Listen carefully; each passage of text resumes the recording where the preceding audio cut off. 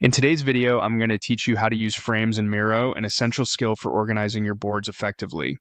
Whether you're new to Miro or looking to refine your skills, understanding how to utilize frames can significantly enhance your visual workspace. So, let's dive straight into it.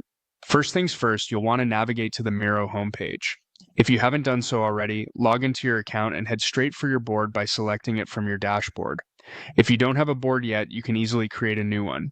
Once your board is open, you'll notice a plethora of tools and features on the left side of your screen.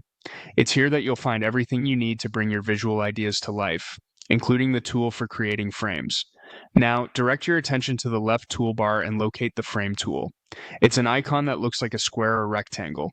Clicking on this will activate the Frame function. With this option selected, you can now click and drag anywhere on your board to create a new frame. As you drag, you'll see a rectangle forming. Release the mouse to finalize the frame. Frames act like a container, grouping related content together and helping to focus your discussions and presentations. Once your frame is positioned on the board, you might notice how it adds a layer of structure to your board that enhances the layout visually. Think of frames as ways to categorize and segment your content efficiently, allowing you to navigate through complex diagrams with ease. Yet, there's another way to create frames, especially useful for grouping existing items. You can select multiple items or a section on your board by clicking and dragging your cursor over them. This selects everything within the highlighted area. When you right-click on the selection you've made, a menu will appear with various options. Choose Create Frame from the list. This is particularly handy for organizing clusters of content that are already laid out but need that extra bit of boundary to keep them grouped together intuitively. Incorporating frames doesn't just add aesthetic value, it also optimizes the functional aspect of your board.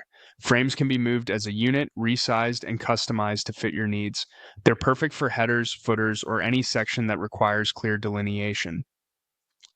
To wrap up, mastering the use of frames in Miro is a game changer for keeping your boards tidy and your team aligned.